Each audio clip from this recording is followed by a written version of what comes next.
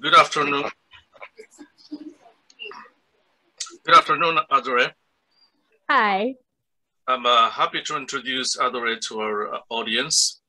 She's a research and instruction librarian, and she's also the liaison librarian for the School of Allied Health Professions and the School of Public Health. She has a background in English literature with a master's in librarianship.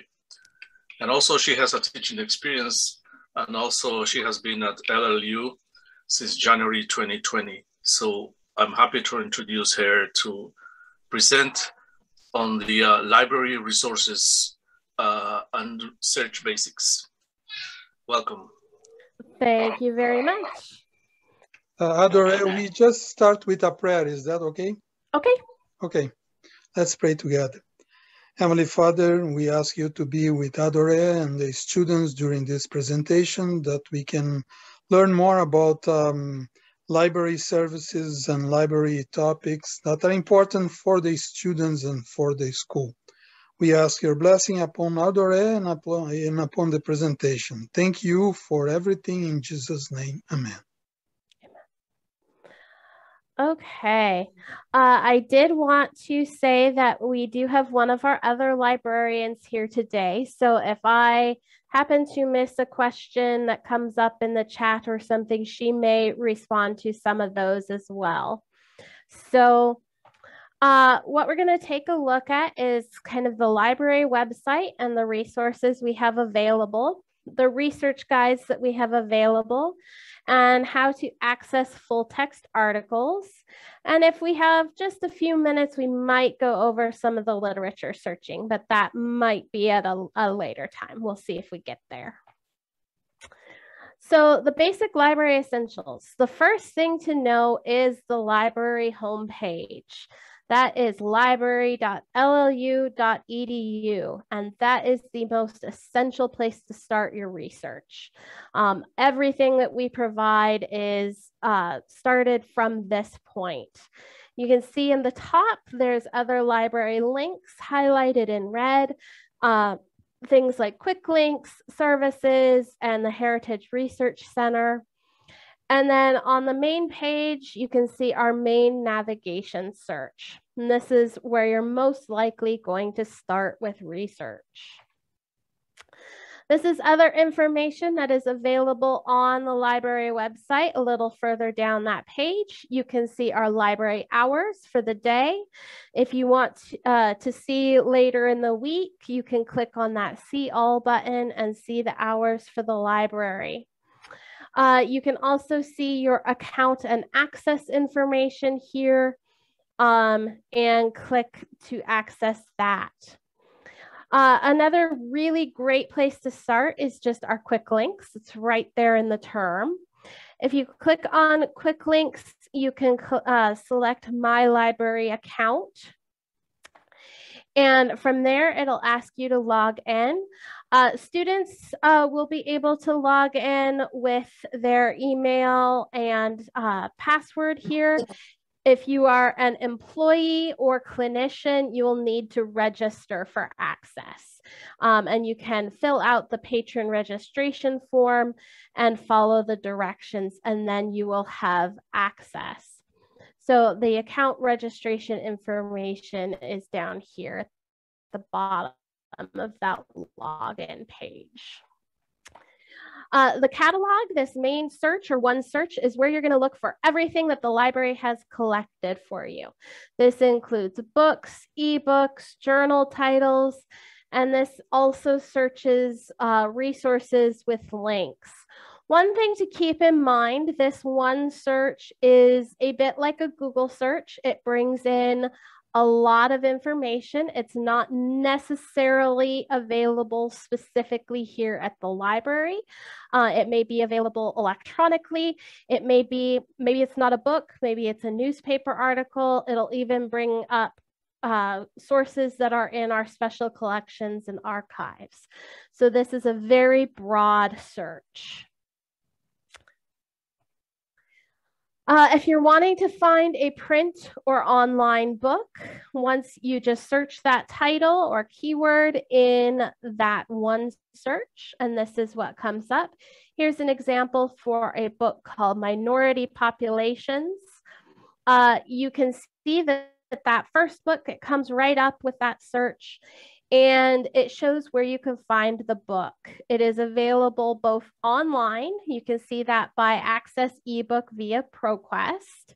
And it's also available physically here in the library. You can tell that when it says that the location is web circulating.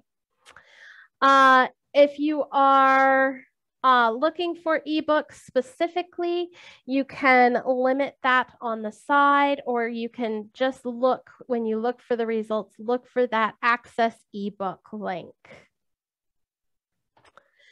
If you don't find the book specifically that you are looking for, you can check to see if other libraries have it. We have an agreement with other California libraries to share materials. And this is Link Plus. So if you don't see the title in our one search, so here I was looking for a book called Musicophilia, and it's, whoops, sorry about that. It's not looking specific, or it's not finding that specific book. I clicked on the link for Link Plus.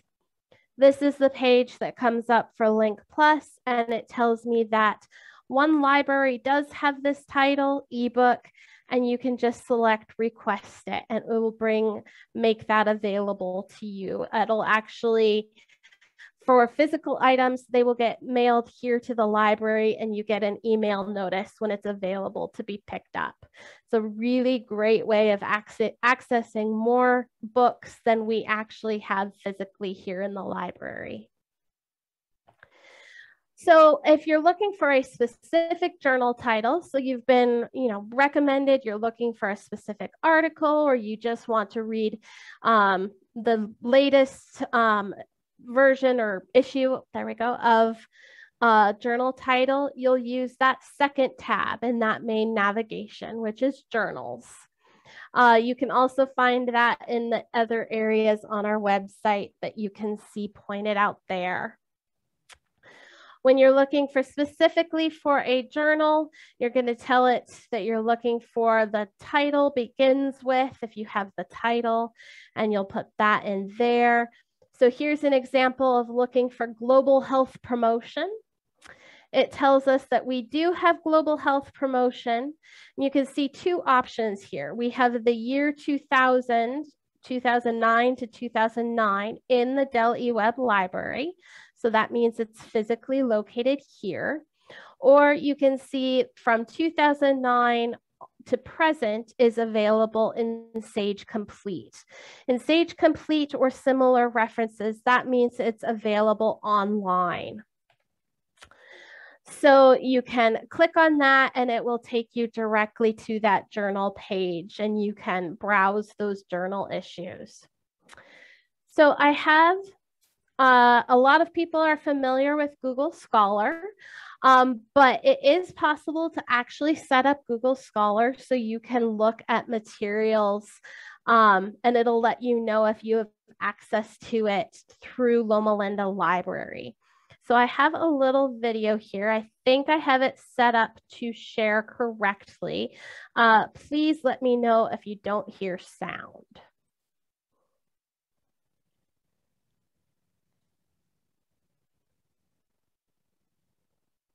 Okay, and that's what I was wondering. It doesn't look like it's wanting to cooperate.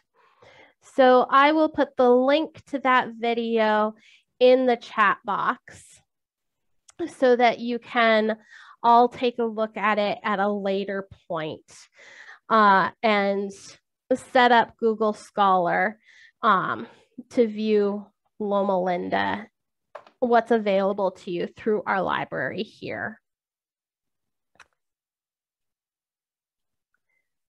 Oops. Okay, so the other thing that we have available for you are library guides or research guides.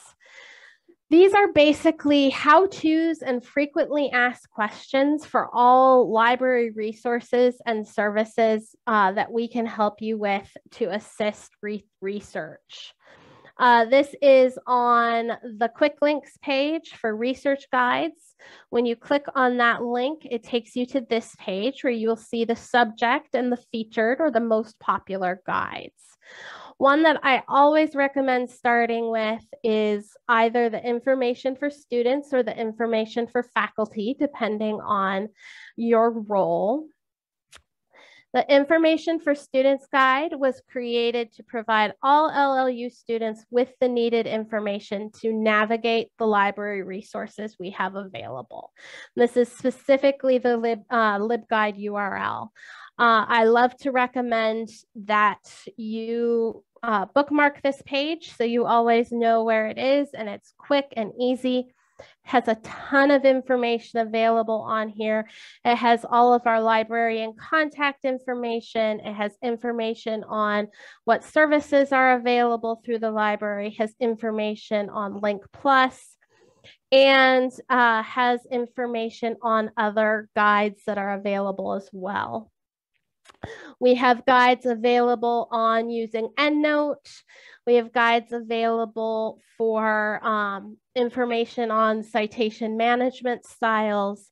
And a lot of these highly used guides are in, it says writing help now, it's actually been relabeled to other helpful research guides. So keep a lookout for that and you will find all sorts of information.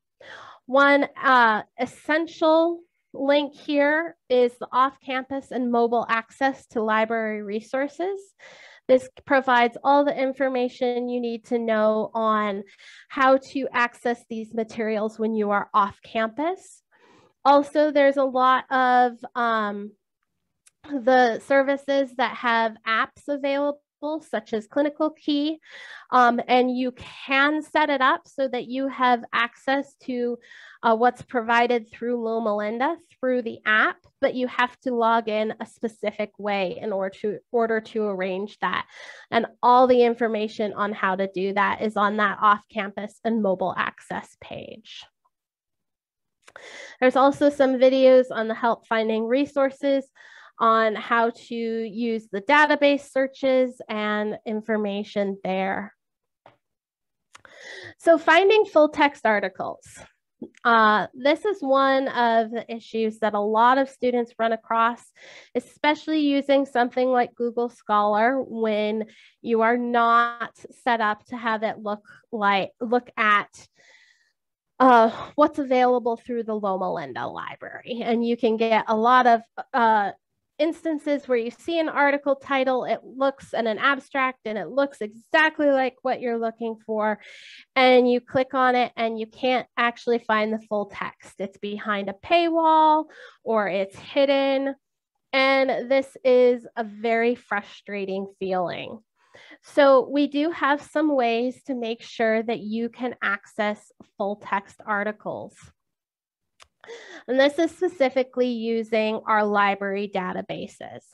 Library databases are index of articles published, and these are usually organized by a common theme or topic.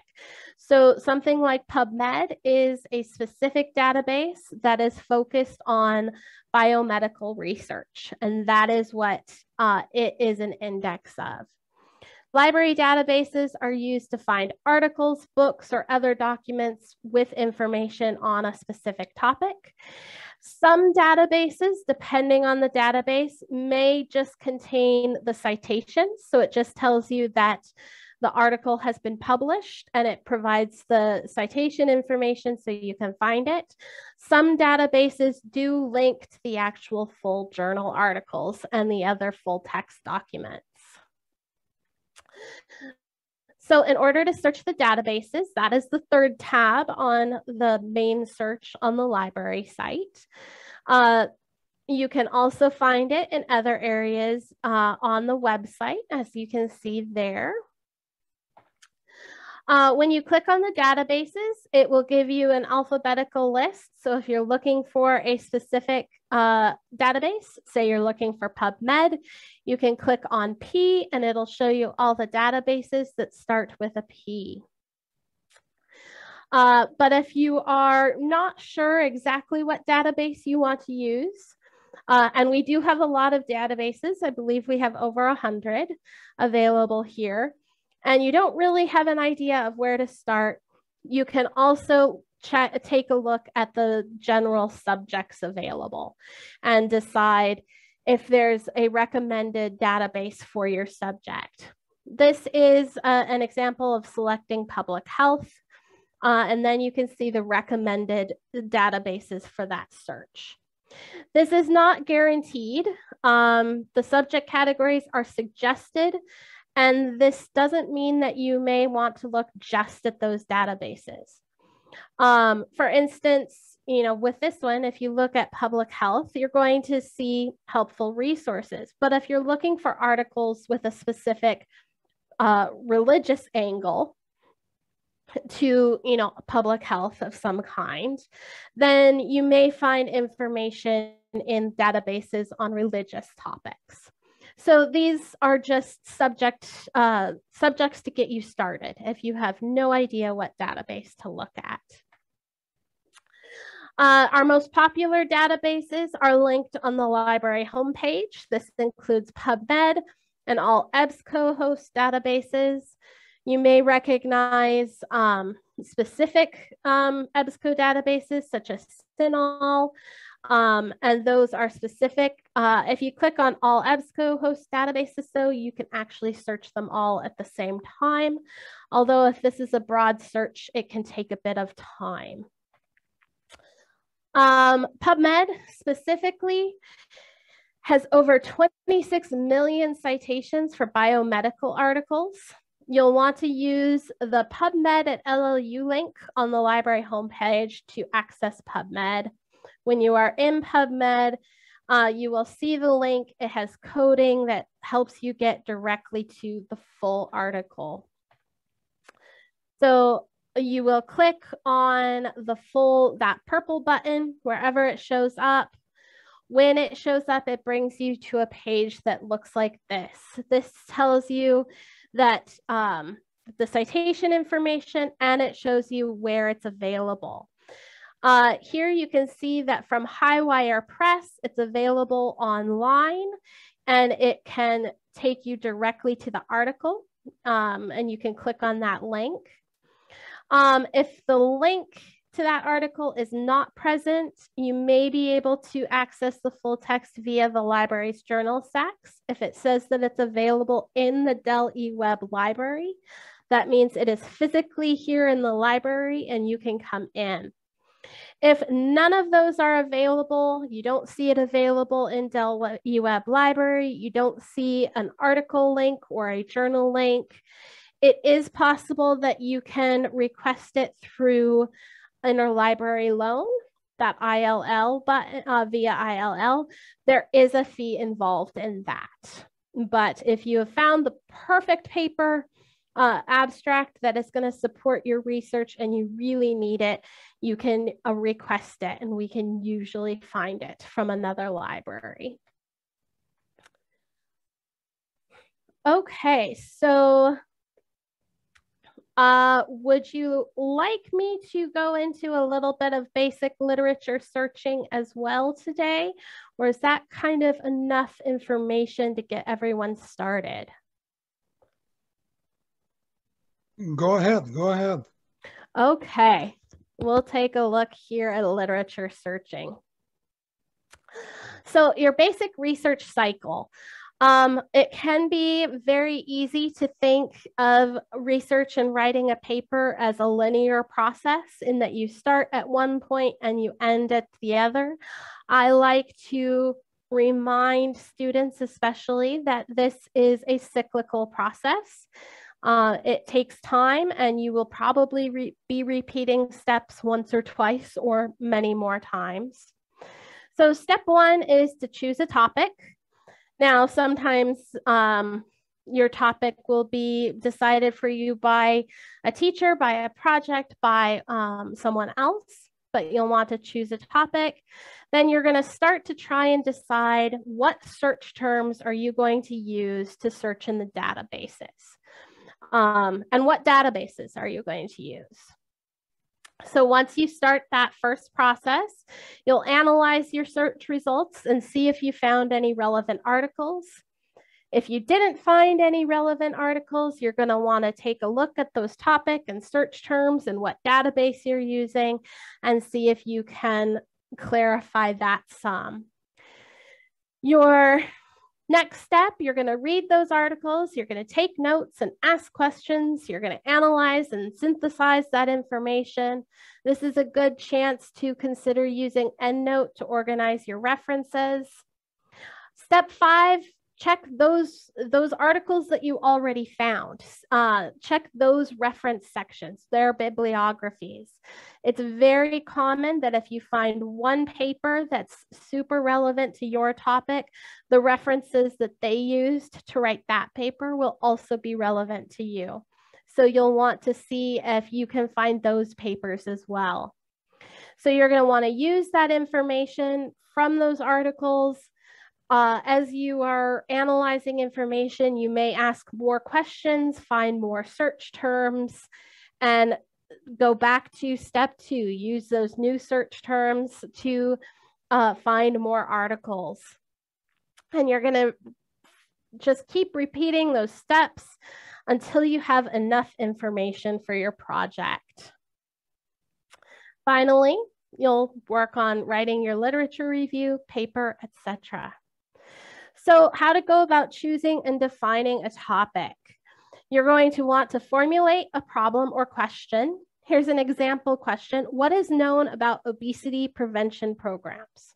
Well, firstly, this is a pretty vague question. You can see that you're not really looking specifically at one problem. There may be many different topics that come up with this. It's going to be hard to narrow your search down. So another question is, do school-based nutrition programs influence children's eating habits? Now, this has made your first vague question much more easy to research. Now you're only going to be looking at school-based nutrition programs, and you're looking at children's eating habits. So you've automatically narrowed this down to, you're only going to be looking at school-based programs. You're not going to be looking at community-based programs. You're not looking at in-home family programs. You're wanting to look specifically at school-based programs. You're just going to be looking at nutrition programs. You're not necessarily going to be looking at physical activity programs. And you want to see if that influences eating habits. So you're not looking at, did school-based nutrition programs change their weight? Did it accelerate activity? You're looking specifically at eating habits. So this has narrowed your search down to something very specific. Ways to be precise when you look at a search is, are you looking at a current issue? So you want something, programs that have only happened in the last 5 years. Or are you looking at historic trends? Are you wanting to look at changes over time? Are you looking at international programs, or are you only looking at US programs, or are you only looking in California? That's a way to narrow your search.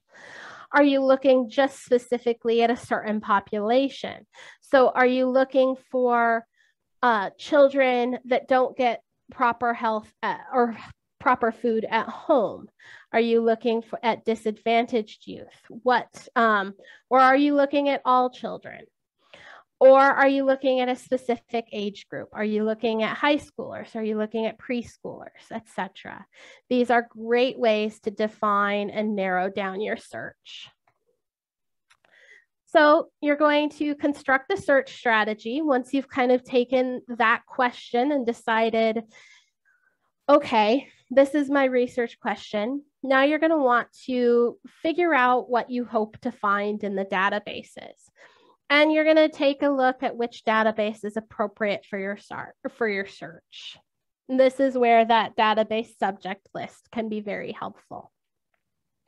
You're going to want to conduct that search and look carefully at your results. See if you found what you wanted to find.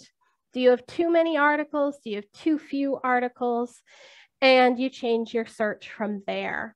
And you're going to take a look on if you have access to the full text. You'll look for that purple Loma Linda button and click to search the journal portal. So planning your research strategy. What search terms will you use? Are there synonyms for that search, for those terms? Remember that many words and terms have multiple terms, such as physical activity is considered the same thing as exercise. If you do a search in a database just for exercise, you're not necessarily going to come across the articles that are speaking about physical activity, but both topics may be considered, both terms may be helpful to your research paper. So here's an example from that previous question. So childhood obesity. Well, synonyms or related concepts could be overweight children, pediatric obesity. Nutrition may also be called diet. Exercise could also be called physical activity.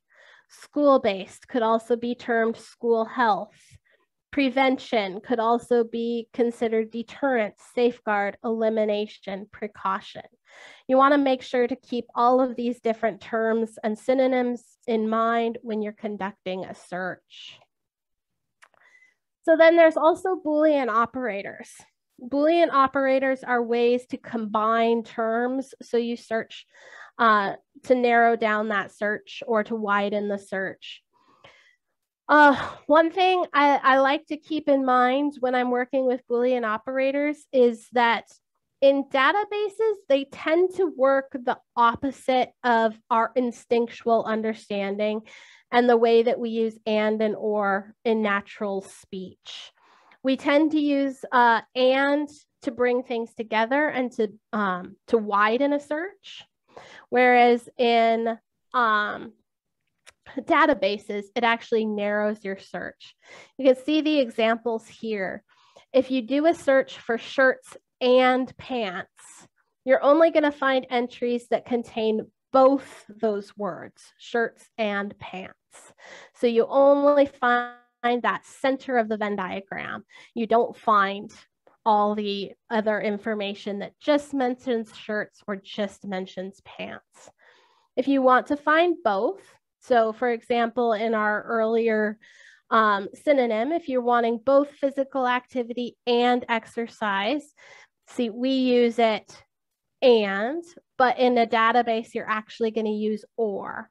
You want to find articles that mention physical activity or exercise, because that's going to bring in all of the Venn diagram. The entries that use either shirt, entries that use either pants, or entries that use shirts and pants. You can use not. It's not really recommended to use the Boolean operator not in academic research, because you just never quite know what you're eliminating from your search, and some helpful information might be in there. So searching tips as you're going about these searches. Keep a record of the search terms you used in each database. Especially when you're working on paper, and especially if you're working on a systematic review, you have to have the information of what databases you searched and what terms you used. Keep in mind spelling variations. Lifestyle, 2 words, lifestyle is 1 word, or lifestyle as a hyphenated word. These are all similar words, but they may be a search for one won't necessarily find the search for the others. And you can use a truncation symbol, which is usually the asterisk. So child asterisk will find children, and childhood. So it's very helpful when you're wanting to broaden or look for different forms of the same word. You can try different approaches to see different results. So nurse-patient communication versus nurses and communication. This might result in different results in a database, and one might be more helpful to you than the other. And you can use quotation marks to force phrases. So school-based is going to search for both the word school and the word based. But if you use school-based in quotation marks, it's going to look specifically for that school-based in the abstract or title. So another hint is that some databases have controlled vocabularies. So the database you're using might have a thesaurus. It's a list of subject headings with a specific agreed upon meaning. Using controlled vocabulary for that specific database will result in fewer false hits, meaning it won't return articles that are not as relevant to your search. A really good example of a controlled vocabulary is the MESH headings in PubMed. This is the medical subject headings. These are specific agreed upon meanings. So when you are searching a specific subject heading, you know that every article that comes up has been listed with that agreed upon meaning. So you can see here an example in PubMed of using MESH. If you just do a text word or keyword search for hip replacement, that comes up with 42,993 results. If you're using kind of a conversational phrase, adverse effects of hip replacement, that comes up with 14,346. But if you use the specific subject headings of arthroplasty replacement hip and adverse effects, you're coming up with 11,358 results. And you know that those articles are going to be specifically related to hip replacement and the adverse effects because those are agreed upon meanings of those terms. So you can see a text word search example here, lung cancer incident and lifestyle. That came up with 1,058 results. If you click on advanced and then the little details button, PubMed is really nice. It actually tells you exactly how it mapped out your search. So it tells you that when you looked up lung cancer incidents, it looked up lung neoplasms, that specific MESH term, but it also looked up lung, it looked up neoplasms, it looked up lung neoplasms, etc. You can see that it searched not just lung cancer incidents and lifestyle, but you can tell exactly what it searched here. That can be really helpful when you're wanting to narrow a search down. You can see what it searched that you don't find helpful and you can remove those. You can also search specifically from the database, the MESH headings database. When you're on the PubMed side, you can click the MESH database. This, I looked up lung cancer and it brought up lung neoplasms. But you can also choose if you're looking specifically for the small cell lung carcinoma or carcinoma, and you can check mark that and add it to Search Builder. When you clicked on lung neoplasms, this was all the different things that you could take a look at in specific. Are you looking for the anatomy and histology of lung neoplasms? Here we're going to look for the epidemiology. So you can see that that has now been added to the PubMed search builder on the right. So then you can search lifestyle, because that is your second term that you wanted to review. And it brought up this, and we have added that to the lifestyle. And then we hit search PubMed. And you can see that this brought up 24 results.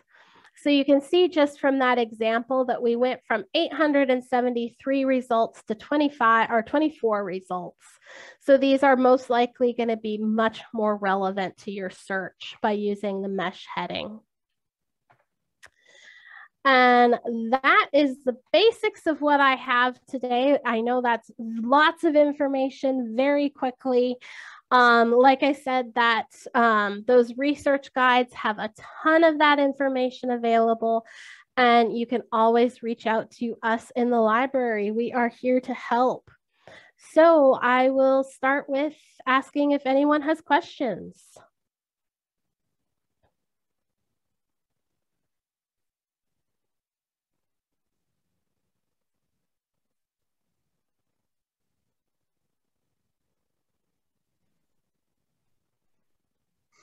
Feel free to ask any question now.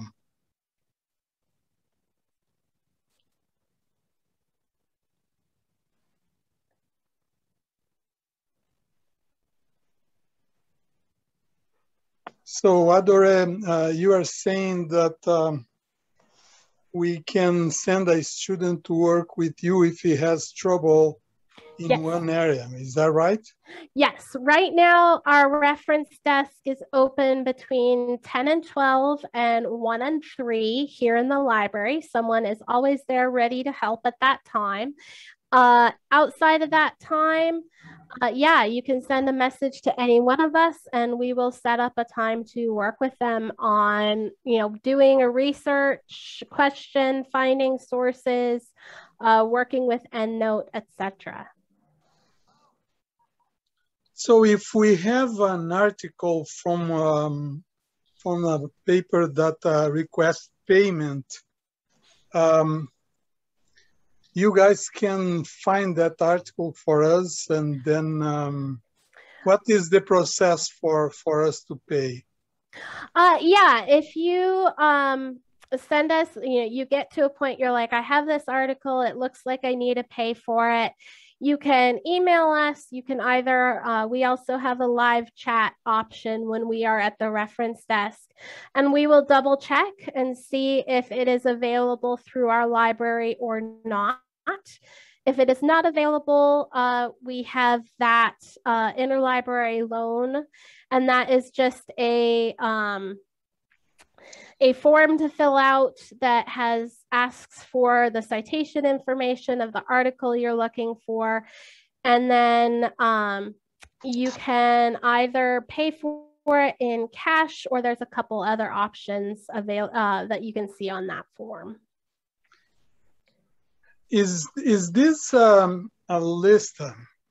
Is there a list for papers that the library has a contract, or we don't have something like that? That would be an absolutely massive list if it was available. So okay. The easiest way to see that would be, let me just share a different portion of my screen here. Maybe contact you would be better. That's probably an easy way, is definitely the easiest way. The other thing that you can do is this journals tab here on the main library page. You can click on that. And you can look for the title of the journal. So my earlier was Global Health Promotion. I do a search there, and this tells me if it's available in our library.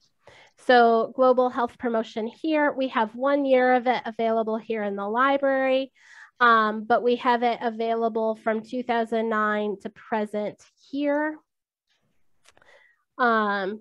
Click that. and it will take you to that, that journal website, and you can look through the articles available there.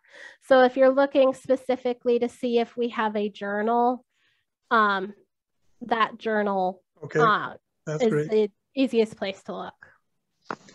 I have one more question, and then I let the other guys to talk. Regarding our dissertations, do we have still them recorded somewhere? Or printed, or I don't know how is the process now. Yeah, Shan, do you want to answer that one? I am not actually sure either. You know, the different schools on campus do different things. So if your program turns it into, it used to be the department, what is it, the Faculty Graduate Studies? Yeah, Faculty of Graduate Studies office. That used to be the group that managed a lot of the dissertations on campus. They would funnel through that department. And that now has been taken over by Becky in Dr. Carter's office. But if your department, your program does not manage your dissertations that way, we can set up something else where we get your dissertations into our repository.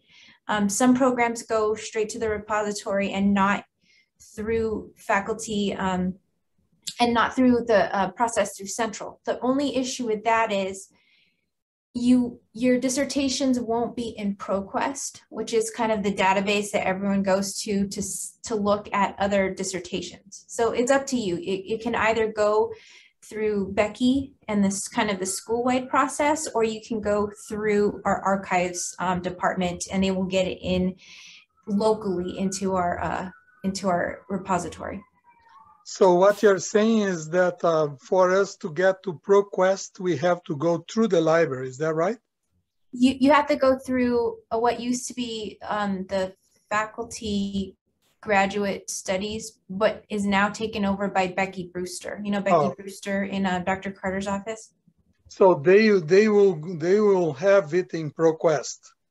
Yeah, I think you have to set up some kind of account, and they'll have the students probably upload their dissertations, but that's all through Becky's office. I believe we have that because I heard this name ProQuest before. So, but I will check. Thank you very much. You're welcome. Okay. So, any other question now? I see one in the search to go into a little bit more on mesh headings. So I'll take a look. I will share my screen here, and we'll take a little deeper dig into mesh headings. So mesh headings is specific to PubMed. So I am on our main library page, and I clicked on the databases tab, and I'm just going to type in PubMed, and it brought that up here. So this is the home page for PubMed. You can feel free to just do a general word search, term search in the PubMed box here.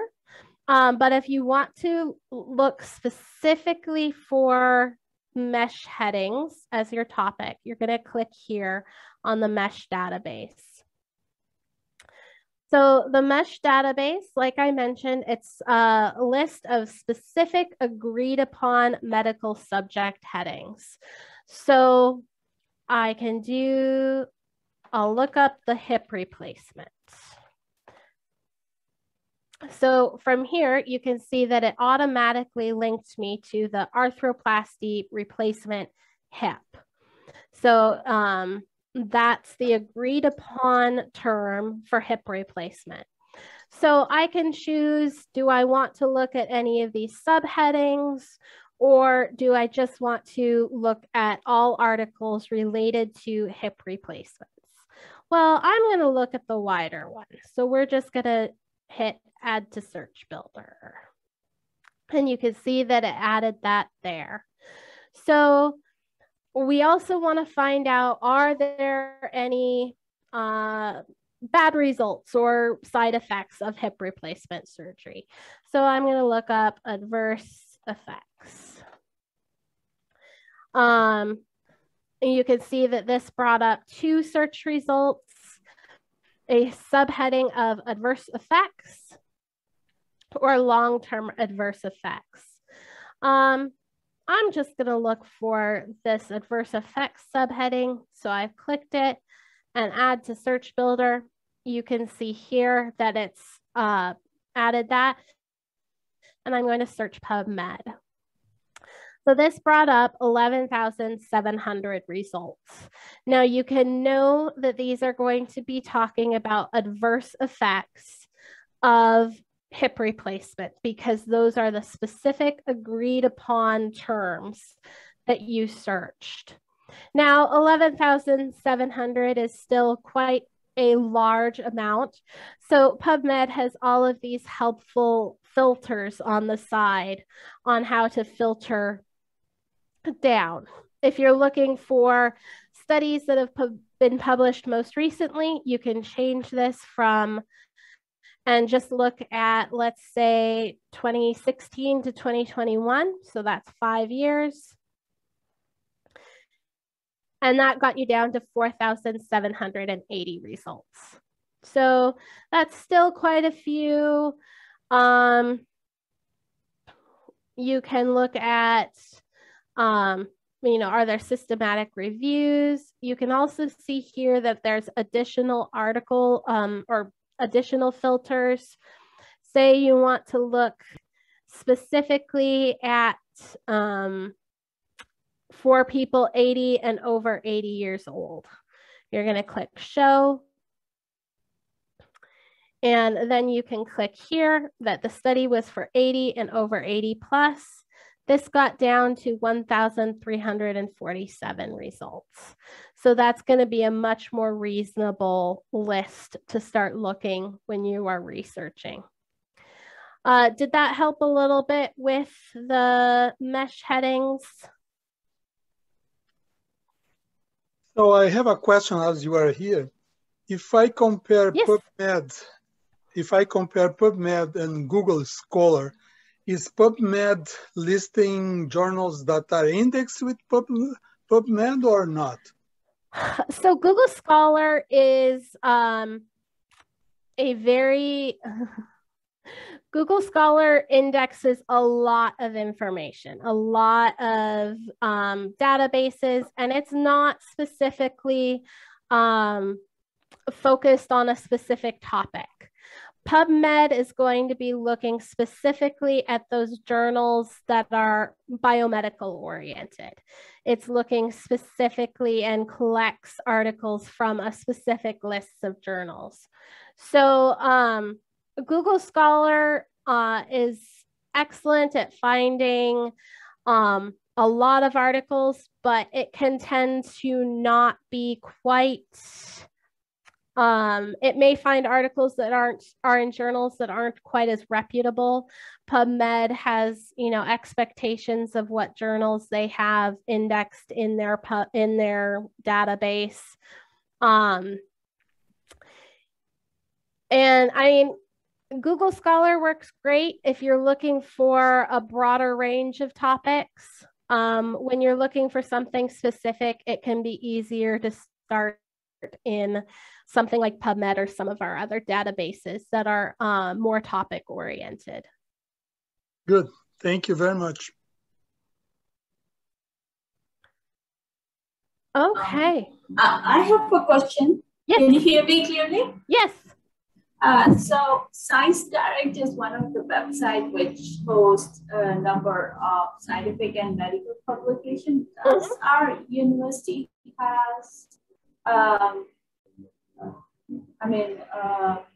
place like if I'm not able to access any article through Google Scholar, I usually go to my library and try to search an article there, but I'm not able to do for articles which I find good in ScienceDirect. Does it have, our library have any, I don't know what word to give it, collaboration or whatever you say. Yeah, I am just double checking something here. So, yes, okay. I just needed to, I need to share my screen again and I will show you. So one thing to keep in mind with a lot of this information is that if you go directly to the database, so, you know, you're in Google and you go and you look up PubMed, that website isn't going to know that you are a student at Loma Linda and you should have access to the materials that we have a license for. In order to access those and for that website to know that you should have access, you need to access it through our library website. So that's where you're going to go to the library.llu.edu, and then you can click on databases. And then since you know specifically you want ScienceDirect, I typed that in right there.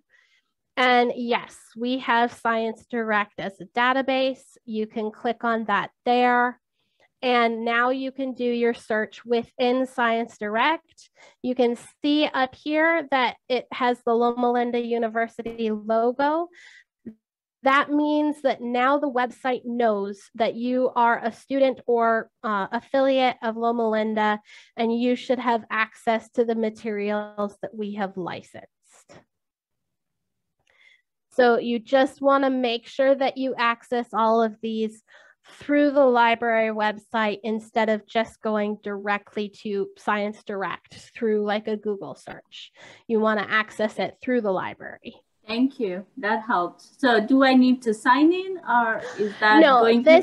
This sign in is a sign in specifically for ScienceDirect. So you can create a login for ScienceDirect. This would allow you to save searches or save articles, but you don't have to do that in order to access the materials. When you are off campus, it will ask you to log in. When you click on like ScienceDirect, it will take you to what looks like this page.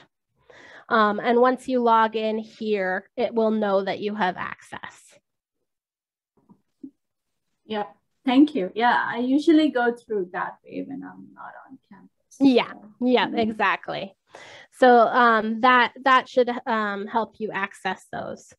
Yeah, any other questions?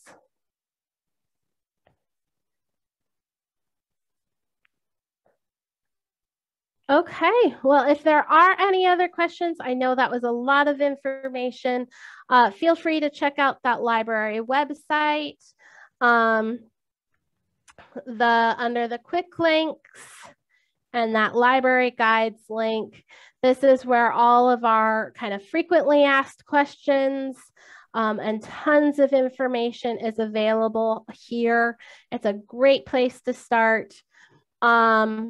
Also on the library website, when we are in, you can click on this Ask Us button. Right now we're offline because I believe we're all actually here in the meeting. But when we are online, you can ask questions directly of us right here. So that's a quick way of getting in contact with us, finding out, if we have a specific article, anything like that, we can do via this chat. And yeah, so please feel free to contact me or come into our reference desk or click on the Ask Us button, and we are happy to help. Thank you very much. It was very good for us, not only for the students, but for faculty also. Good. I appreciate your sharing that. And we like to continue having the librarians with us. It looks like next week we will have Gurmeet Segal that will talk about EndNotes. So the guys that are here plan to come next Thursday. Thank you very much. We appreciate that. Thumbs up for you guys. Thank you. Thank you. Have a good day.